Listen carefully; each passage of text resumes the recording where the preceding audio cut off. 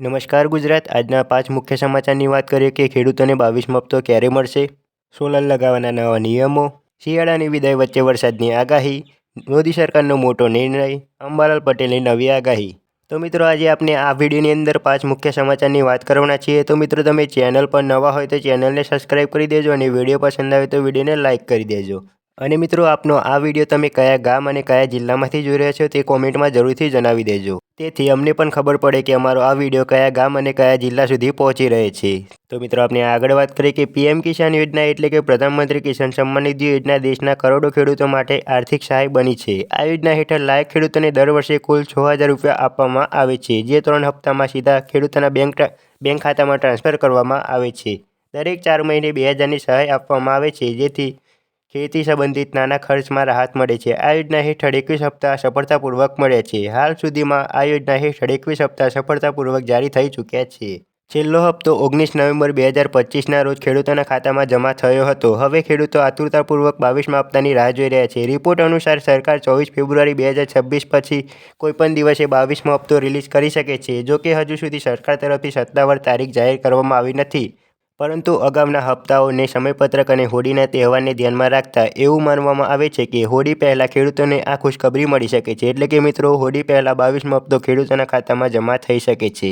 તો મિત્રો આપણે આગળ વાત કરીએ કે તમે પણ સોલર પેનલ લગાવવાના હોય તો બંધ રાખજો મિત્રો, કારણ કે ગુજરાતમાં હવે સૌથી સૌર ઉર્જા વિકલ્પ તરીકે રૂફટોપ પવનચક્કી લોકપ્રિય થઈ રહી છે. સોલર પેનલ માત્ર દિવસ જ દરમિયાન વીજળી ઉત્પન્ન કરી શકે છે, જ્યારે નાની પવનચક્કી રાત્રે પણ સતત પાવર જનરેટ કરી શકે છે.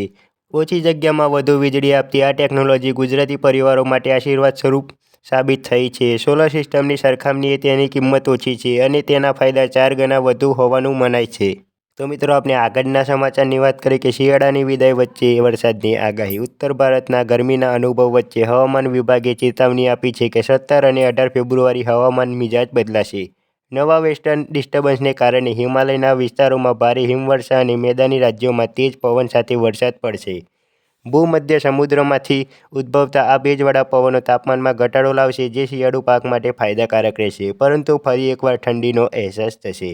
તો મિત્રો આપણે આગળના સમાચારની વાત કરીએ કે મોદી સરકારનો મોટો નિર્ણય કયો છે. આપની શરતો પર 38 દેશો સાથે કરાર. પીએમ મોદીએ કહ્યું કે દેશમાં રાજકીય સ્થિરતાએ રોકાણકારોનો વિશ્વાસ વધારે છે. મજબૂત ઉત્પાદન, સેવા અને એમએસએમઈની ક્ષેત્રોના કારણે ભારત 38 દેશો સાથે પોતાની શરતો પર વેપાર કરાર કરવામાં સક્ષમ બન્યું છે.